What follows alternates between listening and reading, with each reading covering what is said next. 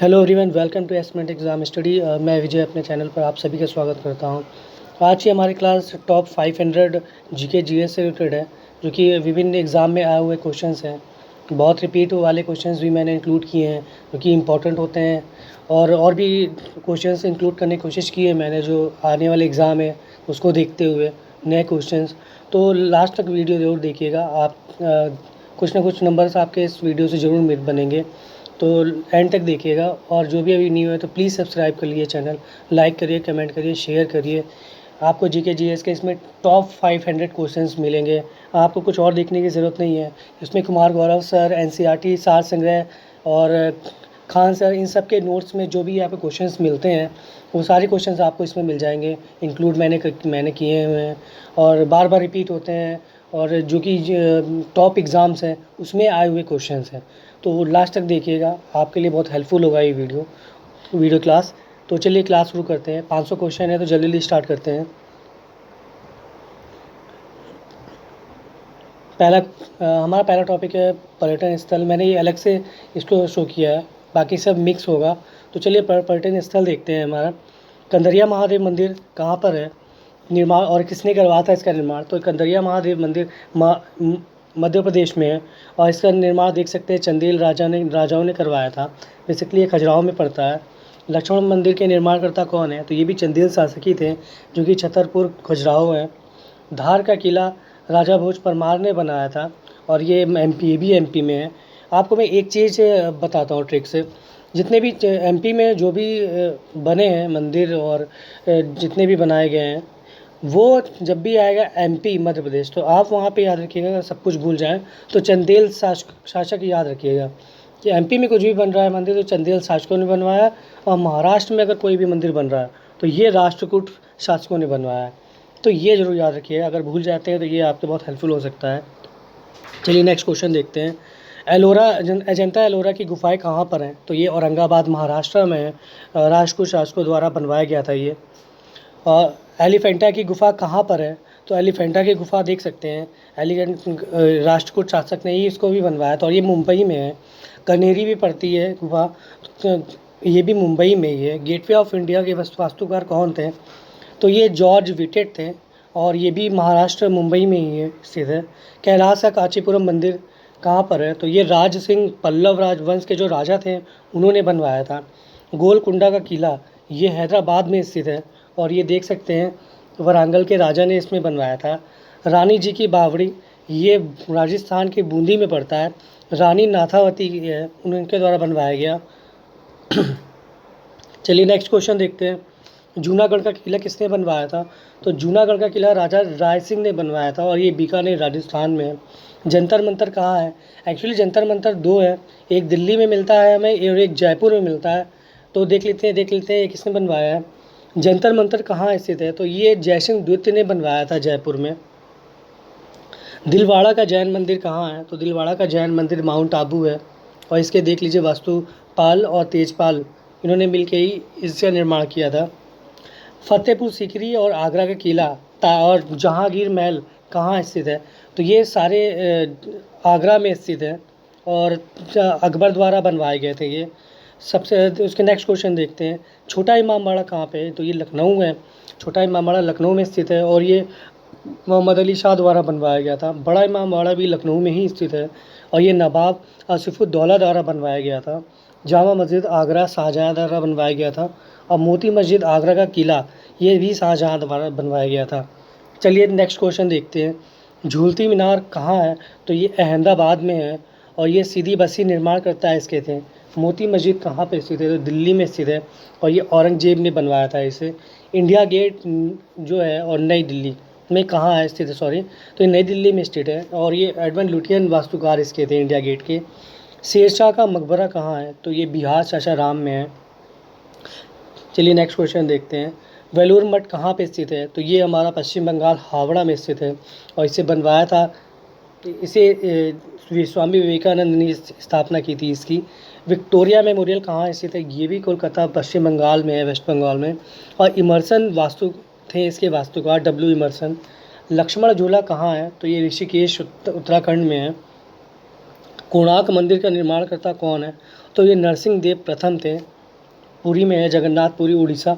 जगन्नाथ मंदिर कहाँ है और इसे किसने बनवाया था? तो ये भी पुरी में ही है और ये अनंत वर्मन चुंगंग देव ने बनवाया था इसे। सांची का बौद्ध स्मारक कहाँ पर है? तो सांची का बौद्ध स्मारक एमपी में पड़ता है हमारा, मध्य प्रदेश। हम्पी में स्मारकों को का समूह कहाँ पर है? तो ये कर्नाटका में है। तमिल महान चोल मंदिर कहाँ पे बने हुए हैं? तो ये तमिलनाडु में बने हैं। चलिए अब थोड़ा मिक्स देखते हैं। ये थोड़ा मंदिर और विशेषज्ञ जो है फेमस, मैंने उसके बारे में बताया था। चलिए नेक्स्ट क्वेश्चन देखते हैं। पुर्तगालियों ने अपनी पहली व्यापारिक कोठी कहाँ स्थापित की थी? तो ये कोचीन में की थी। नेक्स्ट क्वेश्चन देखते हैं। ब्लू वाटर पॉलिसी किसके द्वारा लागू की गई थी? तो फ्रांसिस्को डी अल्मेडा था, उसके द्वारा लागू की गई थी। वेदरा का युद्ध किसके बीच में हुआ था? इंपॉर्टेंट है, अभी डच और अंग्रेज के बीच में हुआ था। 1759 में हुआ है वेदरा का युद्ध। भारत आने वाला प्रथम जहाज कौन सा था? तो ये रेड ड्रैगन था। 3 कर्नाटक युद्ध हुए थे, किनके बीच हुए हैं और उसमें तीनों के नाम क्या हैं ये याद रखिएगा कि नाम। अंग्रेज और फ्रांस के बीच में हुए हैं। पहला एक्सला सापेल की संधि है, दूसरा पौंडीचेरी की संधि है, तीसरा पेरिस की संधि है। एक्सला सापेल की संधि हुई थी ऑस्ट्रेलिया के जो युवराज थे, शासक, उनको घोषित करने के उसमें हुई थी ये पहला युद्ध कर्नाटक का, जिसे ये दिया गया नाम। चलिए दूसरा देखते हैं, नेक्स्ट क्वेश्चन देखते हैं। वांडीवास का युद्ध कहाँ हुआ, तो किन के बीच हुआ था और कब हुआ था? तो ये वांडीवास का युद्ध अंग्रेज और फ्रांस के बीच में हुआ था, 1760 में हुआ था। वेदरा का युद्ध और वांडीवास का युद्ध याद रखिएगा। अकबर ने 500 बीघा ज़मीन किसे दान में दी थी? तो ये जो सिखों के जो चौथे गुरु थे, गुरु रामदास, उन्हें दान में दी थी 500 बीघा ज़मीन। चलिए देखते हैं नया क्वेश्चन। काल कोठरी की घटना किसके शासन में हुई थी और कब हुई थी? तो काल कोठरी की घटना हमारा सिराजुद्दौला के शासन में हुई थी, जो कि 20 जनवरी 1756 1756 में हुई थी। बक्सर का युद्ध, नेक्स्ट क्वेश्चन देखते हैं। बक्सर का युद्ध किसके बीच हुआ था? तो ये बेसिकली सबको पता है, ये मुग़ल और अंग्रेज के बीच में हुआ था। अंग्रेज के तरफ से जो सेनापति लड़े थे वो मुनरो था, और जो इनके मुग़ल के तरफ से लड़े थे वो मल्टीपल लोग थे। शुजाउद्दौला, शाह आलम, दूती, मीर कासिम, तो ये लोग थे। तो इसमें धोखा दिया था मीर जाफ़र ने और इसी की वजह से युद्ध हार गए थे, और इसे बाद में बंगाल का नवाब भी बना दिया गया था अंग्रेज़ों की तरफ से। बाद में इससे भी युद्ध किया गया और इसके भी हटाया गया। चलिए नेक्स्ट क्वेश्चन देखते हैं। इलाहाबाद की प्रथम संधि 12 अगस्त 1765 में हुई थी। ये हुई थी शाह आलम दूती और लॉर्ड क्लाइव के बीच में हुई थी ये संधि, देख सकते हैं। और द्वितीय संधि जो हुई थी इलाहाबाद की, दूसरी संधि ये भी लॉर्ड क्लाइव और शुजाउद्दौला के बीच में हुई थी। 65 में ही हुई है ये भी। एक दो डेट स्टार्टिंग की पता नहीं, सॉरी मिसप्लेस हो रही है। 1765 में ही दूसरी भी हुई थी, कुछ दिन बाद ही इसकी हुई थी। बंगाल का प्रथम गवर्नर कौन था? तो बंगाल का प्रथम गवर्नर वॉरेन हेस्टिंग्स था, बहुत अच्छा इंसान था ये। भारतीय सिविल सेवा का जनक किसे कहा जाता है? तो ये सिविल सेवा का जनक लॉर्ड कॉर्नवालिस हैं, जिसकी कब्र आप देख सकते हैं गाजीपुर यूपी में है। स्थानीय स्वशासन के जनक किसे कहा जाता है? तो ये लॉर्ड रिपन को कहा जाता है। रैयतवाड़ी व्यवस्था कहाँ पे हुई थी? तो ये देख सकते हैं 1792 ईस्वी में हुई थी, और ये थॉमस मुनरो के शासन में हुई थी। इसके जो थे थॉमस मुनरो इसके लागू की थी ये व्यवस्था, और ये व्यवस्था ज़्यादा साउथ में देखने को मिलती है हमें। स्थायी बंदोबस्त की शुरुआत किसके शासन में हुई थी? तो ये लॉर्ड कॉर्नवालिस के शासन में हुई थी। इसे ज़मींदारों के साथ किया गया था, इसमें ज़मींदारों को हक दिया गया था। और रैयतवाड़ी व्यवस्था में 1792 में जो हुई थी, इसमें किसानों को अंडर ज़मीन थी। चलिए नेक्स्ट देखते हैं। तराइन का युद्ध देखते हैं। तराइन का प्रथम युद्ध कब हुआ था? 1991 में हुआ था। अब सॉरी, तराइन का प्रथम सॉरी यहाँ पे मिस्टेक है, थोड़ा सा आप इसे करेक्ट कर लीजिएगा। यहाँ 11 है, 1191, 1192 जल्दी में लिख गया है। पहला युद्ध जो हुआ था 1191 में, वो पृथ्वीराज चौहान और गौरी के बीच में हुआ था, जिसमें पृथ्वीराज चौहान विजयी रहे थे और गौरी भाग गया था हार के।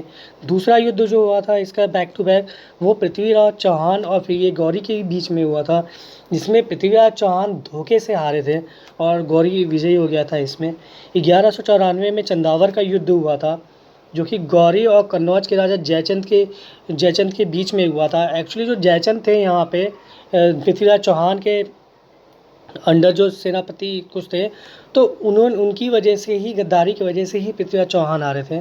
और बाद में राजा जयचंद जो बन गए थे कन्नौज से, जिनको बना दिया गया था उठा के, तो उनके वजह से ही ये चंदावर का युद्ध अंग्रेज़ों ने दोबारा लड़ा और जीता और जयचंद को हराया। लाहौर से राजधानी दिल्ली किसने लाई थी? तो इल्तुतमिश ने लाई थी। ये नहीं, इसी ने एकता प्रथा स्टार्टिंग की थी। कुतुब मीनार का अधूरा काम भी इसने ही पूरा करवाया था, तो ध्यान रखिएगा ये। लाक्स बख्श किसे कहा जाता है? तो ये कुतुबुद्दीन ऐबक को कहा जाता है। इसी के उसमें कुतुब मीनार की निर्माण करवाया था इसने स्टार्टिंग में। इल्तुतमिश को ही क्या कहते हैं, वास्तविक सुल्तान माना जाता है गुलाम वंश का। चलिए नेक्स्ट देखते हैं। फ़ारसी त्यौहार नौरोज़ का आरंभ किसने करवाया था? तो ये बलबन ने करवाया था। और ये देख लीजिए किसने और क्या क्या करवाया था। सिजदा पे बॉस प्रथा भी लागू की थी। लौ रक्त की नीति भी बलबन ने ही स्टार्ट की थी। भूमि पैमाइश कराकर लगान वसूली, बाजार नियंत्रण प्रणाली स्थापना, गुप्तचर विभाग की स्थापना, घोड़ों के दागने की प्रथा, हुलिया लिखने की प्रथा आदि सभी किसने करवाया था? ये तो अलाउद्दीन खिलजी ने करवाया था। याद रखिएगा, बहुत इंपॉर्टेंट है ये, अलाउद्दीन खिलजी ने। इब्ने बतूता कहाँ का नागरिक था? ये एक मोरक्को नागरिक था। और इसकी किताब जो किताब उल रहेला मोहम्मद बिन तुगलक के शासन में इसने लिखी थी। और ये आप भूल जाए तो इसमें रहेला याद रखिएगा, कुछ इब्ने बतूता रहेला किसी किताब का नाम है। ब्राह्मणों पर जजिया किसने लगवाया था? ये फिरोज शाह तुगलक ने लगवाया था। इसने दीवान खैरात की भी स्थापना की थी। और इसने देख लीजिए और क्या क्या करवाया था। इसने जौनपुर नगर की स्थापना की थी, बसाया था उसे। कुछ नगर और भी देख लेते हैं। आगरा शहर को जो बसाया था वो सिकंदर लोधी ने बसाया था। विश्वास मंदिर की स्थापना कहाँ पे हुई है? तो ये हम्पी कर्नाटक में हुई है। विट्ठल स्वामी मंदिर कहाँ पर है? तो ये हम्पी में है और कर्नाटक में। और इसे विजयनगर के जो हैं सम्राट उन्होंने बनवाया था, कृष्णदेव राय। गोलकुंडा का किला किसने बनवाया था? ये काकतीय राजवंश ने बनवाया था, जो कि हैदराबाद में, पहले भी बताया है प्रीवियस क्वेश्चन में मैंने। चलिए नेक्स्ट क्वेश्चन देखते हैं। पानीपत का युद्ध देखते हैं। प्रथम युद्ध 21 अप्रैल 1526 इब्राहिम लोदी और बाबर के बीच में हुआ था, जिसमें बाबर विजयी हो गया था। एक्चुअली इब्राहिम ने ही बाबर को मदद के लिए बुलाया था अपने। लेकिन जब बाबर ने यहाँ पे देखा, कुछ शर्तें उसने लगा दी थी जो इब्राहिम लोदी ने मना कर दिया था। तो और इतना चीज़ें देख के भारत में बाबर वैसे ही लालची हो गया था, पगला गया था कि यहाँ शासन के लिए। तो उसने यहाँ पे युद्ध छेड़ा था इब्राहिम लोदी के बीच, जिसमें वो विजयी हुआ था। दूसरा पानीपत युद्ध अकबर और हेमू के बीच में हुआ था। अकबर बैगम खां के संरक्षण में ही इस युद्ध किया था इसने। और जो तीसरा युद्ध हुआ था वो मराठा और मुग़ल के बीच में हुआ था, जिसमें अहमद शाह अब्दाली जीता था और मराठा हार गए थे। नेक्स्ट क्वेश्चन देखते हैं। हुमायूं नामा की रचना किसने की थी? तो ये गुलबदन बेगम ने की थी। हल्दी घाटी युद्ध कब हुआ था? तो ये 18 जून 1576 में हुआ था। महाराणा प्रताप अकबर सेना के बीच में हुआ था। अकबर क्या नीति अपनाते थे कि जो भी हिंदू राजपूत राजा हैं उनसे लड़वाने के लिए वो अपने राजपूत राजाओं को आगे कर देते थे। जैसे कि देख सकते हैं मान सिंह को उन्होंने लड़ाई के लिए भेज दिया था महाराणा प्रताप से। और ये जो भी हल्दी घाटी का फेमस युद्ध है वो अकबर की सेना जीतती है, क्योंकि मान सिंह नेतृत्व कर रहे थे इसका। न्याय की जंजीर किसने स्थापना की थी? न्याय की जंजीर ने जहांगीर ने स्थापना की थी। जहांगीर के बारे में और भी है कि ये मदिरा से बहुत ही मदिरा प्रथा अपने राज्य में इन्होंने बंद करवा दी थी, जबकि खुद बहुत पीता था ये। जहांगीर ने खान की उपाधि किसे दी थी? तो ये हॉकिंस को दी थी। इसे बहुत अच्छी आती थी भाषा, तो उसी के प्रसन्न हो के उन्होंने हॉकिंस को खान की उपाधि दी थी। सालाबाई की संधि किनके बीच में हुई थी? तो प्रथम देख सकते हैं आंग्ल मराठा युद्ध जो हुई थी वो 1775 से 82 के बीच में हुई थी। इसी को ही सालाबाई की संधि कहा जाता है। जयपुर शहर की स्थापना जयसिंह ने की थी। जंतर मंतर की दिल्ली में स्थापना जो राजा जयसिंह, और जयपुर में वो सेम ही नाम है, द्वितीय ने की थी। भीमबेटका की प्रसिद्ध गुफाएं किस लिए फेमस है? तो गुफा शैल चित्रों के लिए फेमस है और ये मध्य प्रदेश में आपको मिलेगी, मध्य प्रदेश में। चलिए नेक्स्ट क्वेश्चन देखते हैं। सिंधु सभ्यता आदि ऐतिहासिक होती है और लिपि इसकी भावचित्रात्मक है।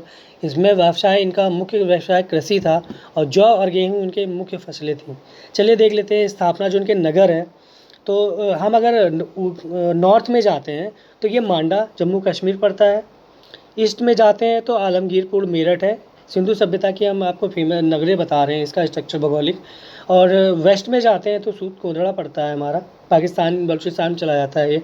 और दाइमाबाद महाराष्ट्र में साउथ में पड़ जाता है, इसका जो एरिया है। मोहनजोदड़ो की खोज रसखलदास बनर्जी ने की थी और हड़प्पा की खोज दयाराम साहनी ने की थी। हड़प्पा रावी नदी के किनारे है और वो सिंधु नदी के किनारे है। R37 क्या है? तो R37 बेसिकली एक कब्रिस्तान है जो कि हड़प्पा से मिला था, उसे कहा जाता है। चावल के साक्ष्य हमारे कहाँ से मिले हैं? चावल के साक्ष्य हमारे लोथल और रंगपुर से मिले हैं। जोते हुए खेत के साक्ष्य कहाँ से मिले हैं? तो ये कालीबंगा से मिले हुए हैं। मिस्र के राजाओं को क्या कहा जाता था? तो ये फ़राओ कहा जाता है। गायत्री मंत्र किस मंडल में है? तो ये ऋग्वेद के तृतीय मंडल में है और ये बेसिकली सावित्री को समर्पित है, जिसके विश्वामित्र के रचनाकार हैं। सोम देवता का किस नवे मंडल में है ऋग्वेद में? तो ये नवे मंडल में है। सबसे प्राचीन पुराण कौन सा है? तो ये मत्स्य पुराण है सबसे प्राचीन पुराण। ऐत्रेय ब्राह्मण किससे संबंधित है? ऋग्वेद से संबंधित है। और शतपथ ब्राह्मण यजुर्वेद से संबंधित है। चैनल पे जो नहीं हुआ प्लीज़ सब्सक्राइब कर दीजिए, लाइक करिए, कमेंट करिए, शेयर करिए ज़्यादा से ज़्यादा। प्लीज़ वीडियो को लास्ट तक देखिएगा। टॉप 500 क्वेश्चन बहुत इंपॉर्टेंट वाले हैं ये, जो लगभग हर एग्ज़ाम में आपको मिलेंगे ही मिलेंगे।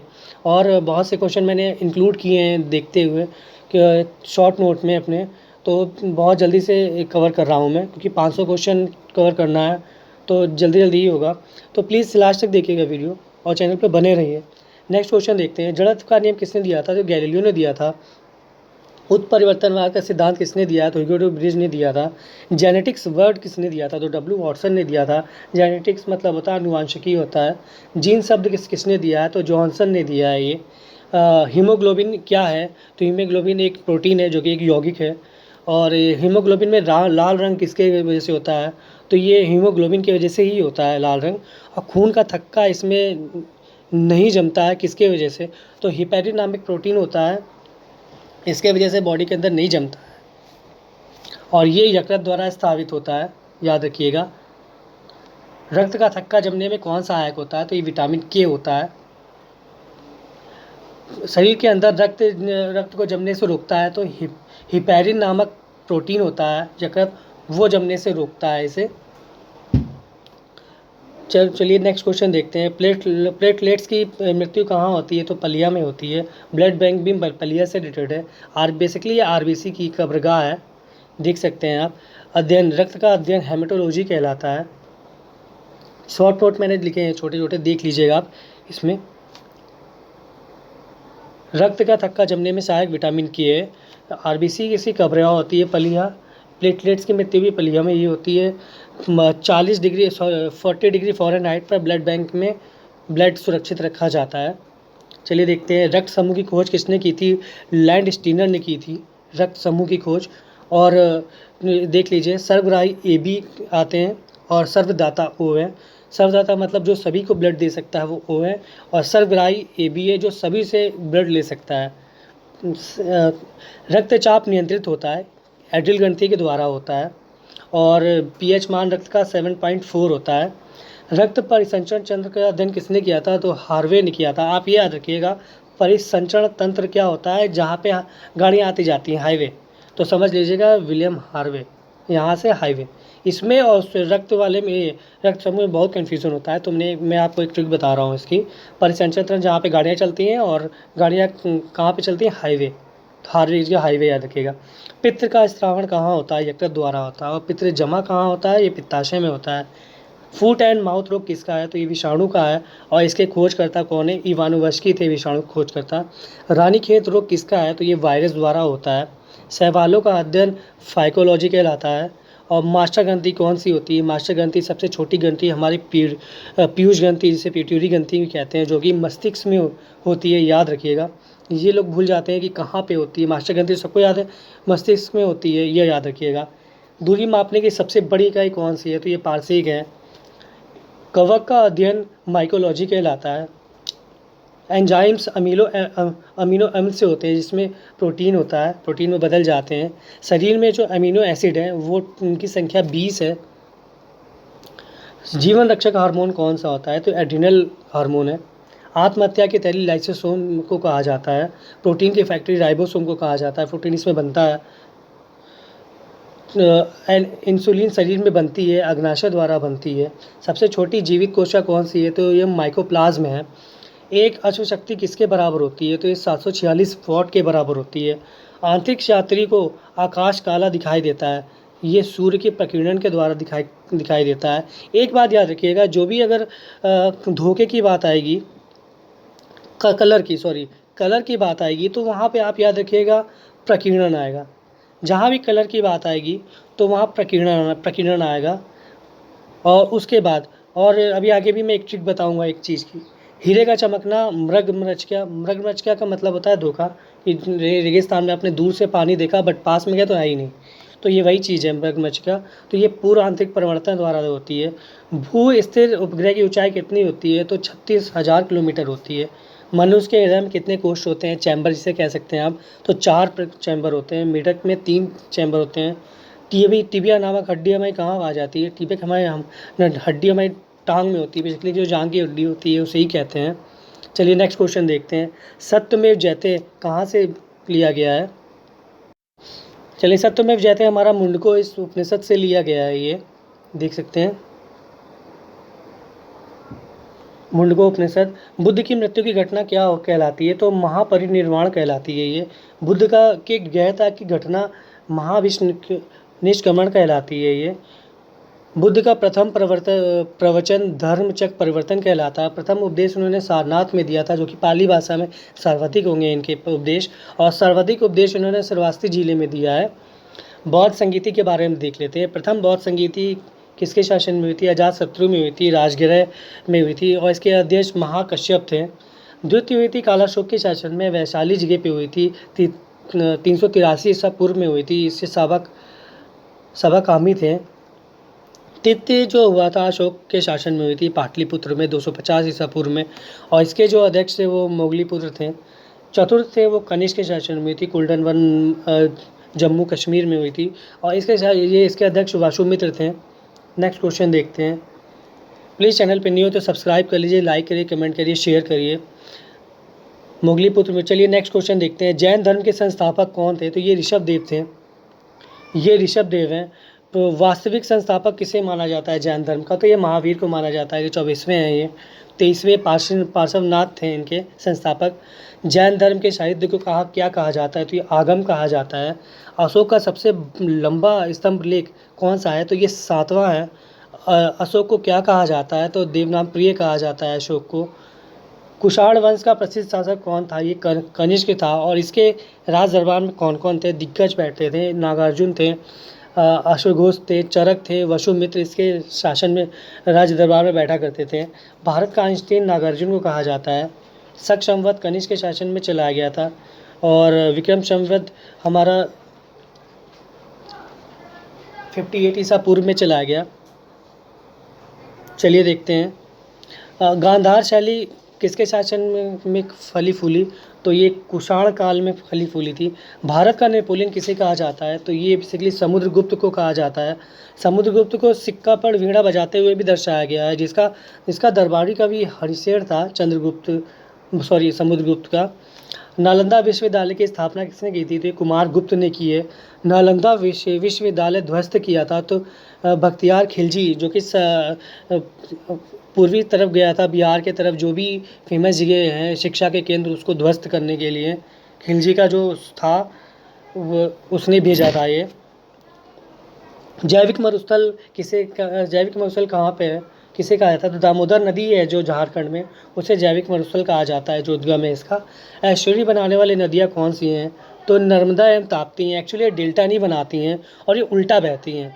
ये पूरब की तरफ नहीं बहती हैं। चलिए नेक्स्ट क्वेश्चन देखते हैं। ये नर्मदा एवं ताप्ती हैं जो कि अरब सागर में गिरती हैं, बंगाल की खाड़ी में नहीं गिरती हैं नदियाँ, इसीलिए इन्हें एस्चुरी कहते हैं। एक और भी है लूनी नदी है जो। सिंधु की सबसे बड़ी सहायक नदी कौन सी है? तो ये चिनाब है। चलिए इस चिनाब नदी पे देख लेते हैं कौन कौन सी परियोजना चल रही है। बगली हाथ सलाल दुलस्ती परियोजना, ये सब चिनाब नदी पे चल रही है, याद रखिएगा। भारत का सबसे ऊंचा बांध कौन सा है? तो ये टिहरी बांध है जो कि भागीरथी नदी उत्तराखंड में है। भारत का सबसे लंबा बांध कौन सा है? तो ये हीराकुंड बांध है जो कि महानदी उड़ीसा में है। भारत का सबसे बड़ी लैगून एवं खारे पानी की झील कौन सी है? तो देख सकते हैं लैगून खारे पानी की झील हमारी चिल्का झील है। भारत में सबसे मीठे पानी की झील कौन सी है? सबसे बड़ी मीठे पानी की झील तो ये वुलर झील कश्मीर में है। सबसे बड़ा कृत्रिम झील कौन सी है? तो ये गोविंद वल्लभ पंत झील है उसका नाम।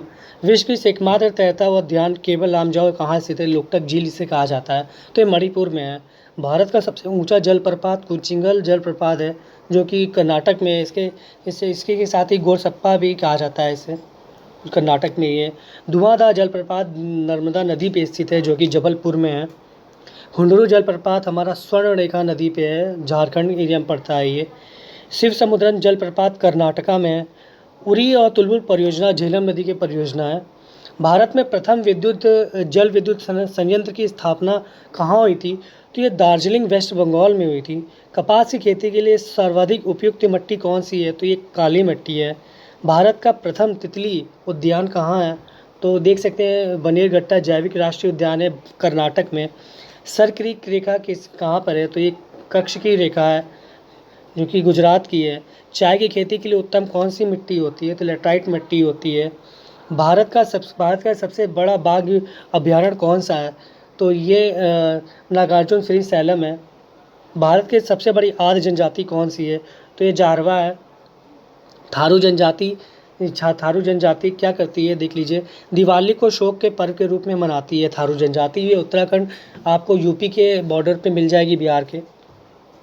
सबरीमाला मंदिर कहाँ स्थित है? ये केरला है और यहाँ पे महिलाओं का जाना मना है। एक शनिदेव मंदिर माना जाता है इसे। देश का प्रथम कृषि विश्वविद्यालय कहाँ स्थापित किया गया था? तो ये 1960 में बेसिकली स्थापित किया गया था जो कि उस समय का उत्तराखंड था। लेकिन जब 2000 में उत्तराखंड यूपी से अलग हो गया 13 जिले लेके, तो उसे पंतनगर में स्थित है, तो अब से यूके कहा जाता है। उस समय यूपी में स्थित हुआ था ये। चलिए नेक्स्ट क्वेश्चन देखते हैं हम। अन्य कुछ महत्वपूर्ण चित्रकलाएं उनसे संबंधित राज्य देख लेते हैं। मधुबनी चित्रकला कहाँ की है? तो ये बिहार की है,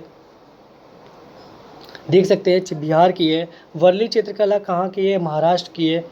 पट्टी चित्रकला कहाँ की है? तो ये उड़ीसा की है। कलमकारी चित्रकला ये आंध्र प्रदेश की है। गोंडकारी चित्रकला ये मध्य प्रदेश में है। और फट चित्रकारी ये राजस्थान की है। कालीघाट चित्रकारी पश्चिम बंगाल की है ये। चलिए कुछ नेक्स्ट क्वेश्चन देखते हैं। कुछ एक्चुअली मैं इसको 2 पार्ट में ही कवर करूँगा। एक पार्ट आज होगा, एक पार्ट नेक्स्ट डे पे होगा। वीडियो बहुत, क्योंकि 500 क्वेश्चन बहुत होते हैं, वीडियो बहुत लंबी चली जाएगी। तो चलिए देखते हैं, आधा पार्ट आज और नेक्स्ट पार्ट में 1-2 दिन बाद इसको अपलोड करूँगा। तो ध्यान से देखिएगा, लास्ट तक देखिएगा। हर क्वेश्चन इंपॉर्टेंट है, कुछ भी एग्ज़ाम में आ सकता है जीके जीएस में। और बेसिकली टारगेटेड तो अभी ये वीडियो एग्ज़ाम ही है। जूनियर असिस्टेंट के लिए भी इंपॉर्टेंट है ये। अदर जो एग्ज़ाम आने वाले हैं उनके लिए भी हम इससे इंपॉर्टेंट ले सकते हैं।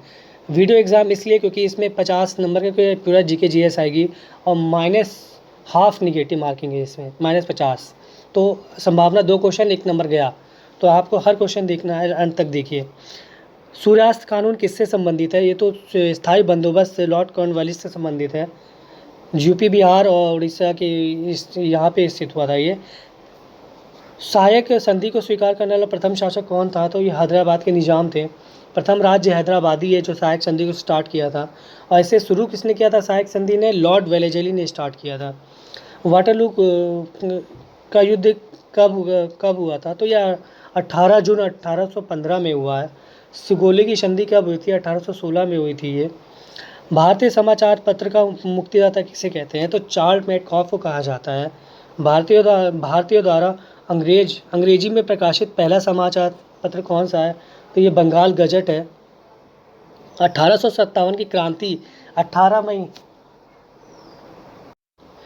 1857 की क्रांति 10 मई से इसको मेरठ से स्टार्ट हुई थी, देख सकते हैं। और ये 1857 में भारत का गवर्नर जनरल कौन था, तो ये कैनिंग था उस समय। और उस समय प्रधानमंत्री कौन थे, तो पामेस्टन थे इसके प्रधानमंत्री 1857 की क्रांति के समय। इसका प्रतीक कौन था 1857 की क्रांति का, तो कमल और रोटी इसका प्रतीक था। 1857 के विद्रोह को भारत का प्रथम स्वतंत्रता संग्राम का किसने कहा था, तो ये वी डी सावरकर जी ने कहा था। अभिनव भारत का गठन भी इन्होंने ही किया है। दिल्ली का शासक, चलिए देख लेते हैं 1857 में किसने कहाँ से नेतृत्व किया था। तो दिल्ली में बहादुर शाह द्वितीय थे, जिन्हें बना दिया गया था उठा के किंग। लखनऊ से बेगम हजरत महल ने कमान संभाली थी। कानपुर से नाना साहब और तात्या टोपे ने संभाली थी कमान इस युद्ध संग्राम की। झांसी से रानी लक्ष्मीबाई ने संभाली थी। और बिहार से कुंवर सिंह ने, इलाहाबाद से लियाकत अली ने। कुछ फेमस नाम है और फेमस जगह, इसलिए मैं बता रहा हूँ। 1857 की कमान किसने कहाँ से संभाली थी अंग्रेजों के विरुद्ध। इसकी सबसे बड़ी रणनीति थी कि बहादुर शाह जफर, जो कि थे इनके बहुत बूढ़े व्यक्ति, उनको बना दिया गया उठा के इसका राजा, ताकि आप लीड करो। एक तो सेना नहीं, ऊपर से बुजुर्ग, और ऊपर से क्या कहते हैं कोई नीति नहीं, इसलिए ये हार गए 1857 का युद्ध। नेक्स्ट देखते हैं, लेडी विद द लैम्प किसे कहा जाता है, तो ये फ्लोरेंस नाइटिंगेल को कहा जाता है। नील दर्पण पुस्तक के लेखक कौन थे, तो दीन बंधु मित्र को कहा जाता है। नील दर्पण की पुस्तक के लेखक कौन थे, तो दीन बंधु मिश्र थे, देख सकते हैं। नेक्स्ट क्वेश्चन देखते हैं, सन्यासी विद्रोह का उल्लेख किसने किया था, तो ये बंकिम चंद्र चटर्जी ने किया था। इनका भी एक उपन्यास है आनंद मठ, याद रखिएगा। कुका विद्रोह की शुरुआत कहाँ हुई थी, तो 1840 में पंजाब में हुई थी। मोपला विद्रोह कहाँ हुआ था, तो केरला में हुआ था 1921 में। एशियाटिक सोसाइटी ऑफ बंगाल की स्थापना किसने की थी, तो ये विलियम जोन्स ने की थी 1784 में। वर्नाकुलर प्रेस एक्ट की किसने रद्द किया था, तो ये 1882 लॉर्ड रिपन ने किया था। ये भी बहुत अच्छा इंसान था, भारत के लिए बहुत कुछ किया इसने। पारित हुआ था 1878 में लिप्टन द्वारा, जो कि प्रेस एक्ट है 1818 द्वारा, जिसमें अधिकार प्रेस भारत प्रेस को सस्पेंड कर दिया गया था। तो ये लिप्टन द्वारा किया गया था 1858 में। और वर्नाकुलर जो प्रेस एक्ट है उसे रद्द किसने किया, तो 1882 में लॉर्ड रिपन ने किया था। भारत पुनर्जागरण का पिता किसे कहा जाता है, तो राजा राम मोहन राय को कहा जाता है। इसे राजा की उपाधि जहांगीर ने, अकबर द्वितीय ने दी थी, याद रखिएगा। देव समाज की स्थापना किसने की थी, तो देव 1887 में लाहौर में इसकी स्थापना की गई थी। शिव नारायण अग्निहोत्री द्वारा की गई थी देव समाज की स्थापना। भारत संघ की स्थापना किसने की थी, तो भारत संघ की स्थापना सुरेंद्र नाथ बनर्जी ने की थी, जो कि 1876 में हुई थी। भारत सिविल सर्विस से इन्हें कब हटाया गया था, सुरेंद्र नाथ बनर्जी को 1874 में हटाया गया था। ये याद रखिएगा कि सुरेंद्र नाथ बनर्जी जो पहले आईएएस थे, उन्हें कब सर्विस से हटाया गया था, तो 1874 में हटाया गया था। और 1863 में शायद इन्होंने पास की थी जो आईएएस पेपर है, और वहाँ बनाए गए थे। 1874 में हटा दिया गया था। आर्य समाज की स्थापना किसने की थी, तो दयानंद सरस्वती जी ने की थी, जिनकी पुस्तक है सत्यार्थ प्रकाश। सत्य शोधक समाज ज्योतिबा फूले। रामकृष्ण मिशन की स्थापना किसने की थी, तो ये विवेकानंद जी ने की थी। और थियोसोफिल सोसाइटी भारत में किसने स्थापित की थी, तो ये एनी बेसेंट जी ने की थी। चलिए कुछ अब देख लेते हैं संविधान रिलेटेड। भारत संविधान के भाग संबंधित विषय उससे अनुच्छेद, तो देख लेते हैं किस भाग में कौन है। भाग 1 में देख लीजिए 1 से 4 तक हमारे संघ और उसके राज्य हैं। दूसरे में नागरिकता हमारे हैं 5 से 11। मूल अधिकार हमारे 12 से 35 हैं। राज्य के नीति निर्देशक तो DPSP 51 है। मूल कर्तव्य हमारा 51 का में जोड़ा गया है, बाद में जोड़ा गया है, याद रखिएगा। संघ हमारा देख सकते हैं, संघ हमारा 52वां से 151 तक है। 52 से 151 सबसे बड़ा यही है, भाग 5। तो राज्य हमारा 152 से 237 के अंतर्गत आते हैं। 7वां अनुसूची देख लीजिए, जो कि निरस्त कर दी गई है। इसमें जो भी संवर्ती ये सब सूचियाँ थी वो थी इसमें। चलिए देखते हैं। उसमें 8वें में देख लेते हैं 8वें भाग में क्या है, तो केंद्र 7वें भाग में देख लीजिए क्या है। फिर से 7वीं फिर से देख लीजिए एक बार। पहली अनुसूची के भाग खा के राज्य राज्य संविधान 7वें संविधान संशोधन अधिनियम 1956 के द्वारा निरस्त कर दिया गया है। 8वां भाग देख लीजिए, केंद्र शासित प्रदेश है। आर्टिकल 239 से 242 तक है। हमारा भाग 9 में पंचायतें हैं, 243 से 243 अड़ा तक है। और इसी के भाग 9 के का में या ए आर्टिकल ए में नगर पालिकाएँ आती हैं, जो कि 243 से 243 ता से या छा तक है। 200 सॉरी और भाग 9 के खा में देख लीजिए क्या आती है, सहकारी समितियां आती हैं, जो कि 243 या जा से 243 या ना तक है। अनुसूचित जनजाति हमारा भाग 10 में है जी, क्षेत्र जो कि 244 से 244 से काम है। भाग 11 में देख लीजिए संघ राज्यों के बीच संबंध है, जो कि 45 से 63 तक है। नेक्स्ट देख लेते हैं भाग 12 में क्या है, वित्तीय संपत्ति संविधान के बाद है, जो कि 64 से 300 ए में है। भाग 13 में देख लीजिए भारत के राज्य क्षेत्र हैं।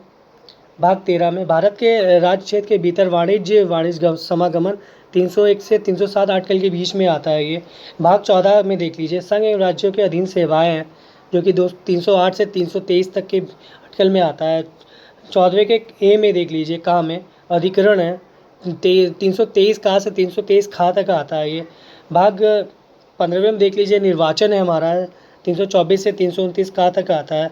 भाग 16वें में देख लीजिए कुछ वर्गों के संबंध में विशेष अनुसूचित जनजाति, अनुसूचित जाति, पिछड़े वर्ग, आंग्ल भारत के विशेष में कुछ प्रदान किए गए हैं, उसका है 330 से 342 के बीच में आता है ये। भाग 17वें में देख लीजिए राजभाषा से रिलेटेड है हमारा ये, 343 से 351 के बीच में आता है। भाग 18 में आपात से संबंधित है, 352 से 360 के बीच में। भाग 19 में प्रकीर्ण है। चलिए देख लेते हैं, भाग 17 में राजभाषा से रिलेटेड हो गया, भाग 18 में आपात से रिलेटेड हो गया। भाग 19 में हमारा देख लीजिए क्या है, भाग 19 में प्रकीर्ण से 361 से 367 तक है। भाग 20 में संविधान संशोधन से रिलेटेड है, 368, ये आर्टिकल भी याद रखिएगा, इंपॉर्टेंट 368। भाग 21 में हमारा अस्थायी संक्रमणकालीन और विशेष उपबंध है, जो कि हमारा देख सकते हैं 369 से 392 है। सबसे लास्ट भाग 22 संक्षिप्त नाम प्रारंभ हिंदी में प्राधिकृत पाठ और निरीक्षण है, 393 से 395 के बीच।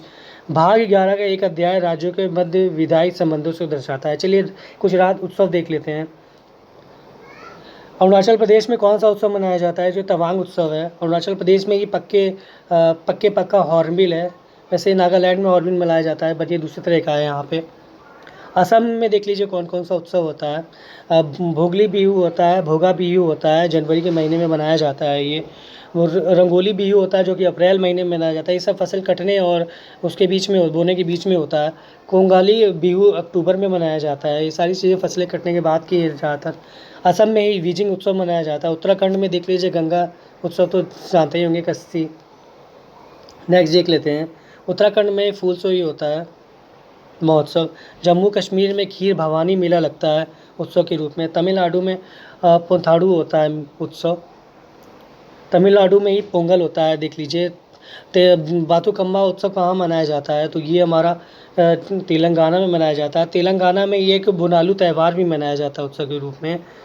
त्रिपुरा खर्ची पूजा एक नामक उत्सव त्रिपुरा में मनाया जाता है। त्रिपुरा में लाई हरोबा फेस्टिवल है, वो त्रिपुरा में ही मनाया जाता है, इंपॉर्टेंट है। नागालैंड में देख लीजिए मुआत्सु उत्सव होता है। नागालैंड में ही हॉर्नबिल त्यौहार बेसिकली यहीं मनाया जाता है और ये इम्पॉर्टेंट है। मणिपुर में लुइंगा इनी उत्सव मनाया जाता है। मणिपुर में संगाई उत्सव मनाया जाता है। मध्य प्रदेश में, चलिए फिर से देख लेते हैं, मध्य प्रदेश में नमस्ते ओरछा महोत्सव मनाया जाता है। महाराष्ट्र में गुड़ी पर्व मनाया जाता है नए वर्ष के आरंभ में। मिजोरम में कुटपाई त्यौहार उत्सव होता है। मिजोरम में देख लीजिए चार कुट महोत्सव भी मनाया जाता है। मिजोरम में मीम कुट भी होता है। लद्दाख में सिंधु दर्शन उत्सव मनाया जाता है।